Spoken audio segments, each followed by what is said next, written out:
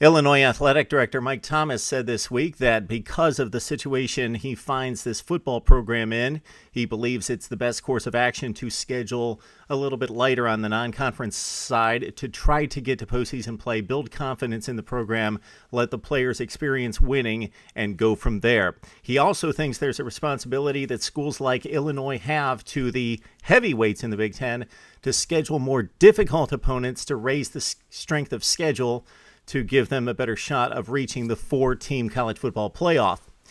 Mark Rogers TV continuing our series looking at every Power 5 conference schedule, so that includes the Fighting Illini of Illinois, who have won one single game in the Big Ten over the past 2 years, 1 in 15 for Illinois, when they finally ran into equally inept Purdue late last season. So Illinois coming off a 4-8 campaign, 1-7 in the Big Ten. Let's check out Illinois' schedule in 2014. So they do schedule a very difficult opponent on the road in the Washington Huskies, with Chris Peterson taking over that program. So that's the third game of the season for the Illini. They took on Washington a couple years ago and acquitted themselves pretty well in Chicago in that game against the Huskies, a team with a lot of talent, with Bishop Sankey at running back, Keith Price at quarterback, and Illinois gave them a game to the fourth quarter. Illinois started off that second game of the season versus Cincinnati, winning 45-17. It looked like the Illini possibly had something last season, but then they fell and gave us what we had expected. So Illinois' schedule, other than Washington on that third week of the season, stacks up in terms of what you would expect from the Illini, who have not won in forever, save for that 2007 Rose Bowl season.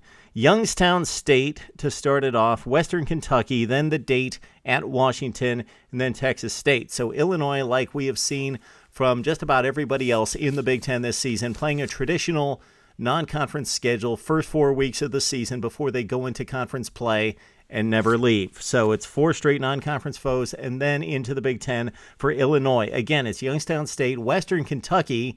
That's going to be a tussle for the Illini. At Washington, they'll be a heavy underdog on the road, probably 20-25-point underdog at that point, and then Texas State.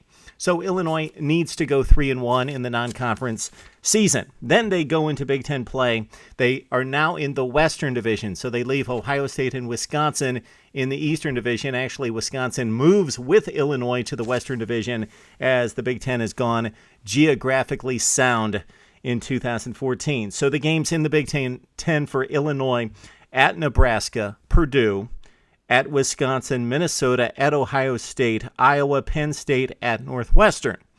So Illinois, of course, plays everybody in the Western Division. Who are the crossover opponents for the Illini?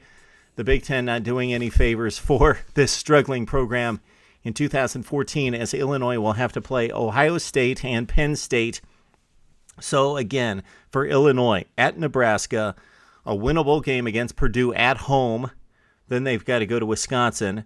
They play Minnesota at home. That's a possible win there. You would give Illinois possibly a 15 or 20% chance of defeating Minnesota, the Gophers coming off that 8-win campaign. Then the next 3, forget it. At Ohio State, Iowa at home, Penn State at home, before Illinois finishes up with the traditional rivalry game against Northwestern on the road. So for Illinois, if they could steal 2 Big Ten games, you would think that would be Purdue, and that could possibly be at Northwestern. It could possibly be Minnesota at home. Those would be the most likely candidates. I'm guessing Illinois is going to go 1-7 in the Big Ten, but to steal 2 games in the Big Ten, go 2-6 in conference play, and then go 3-1 non-conference, win 5 games after winning just 4 last season, and 1-7 in the Big Ten. That would be an accomplishment for Illinois football. Would love to hear what you have to say. Illinois fans, where are you? Hold on to hope. There is possible rebuilding in the mix. You're going to have some excitement at quarterback. You're at least going to throw the football all over the place. You've got a Big Ten, all Big Ten selection at running back. And again, Wes Lunt coming from Oklahoma State to play quarterback. So you will throw the ball and score some points, I would expect, although the defense should be, again, atrocious in Champaign. Illinois fans, talk to us about your football team right here on Mark Rogers TV.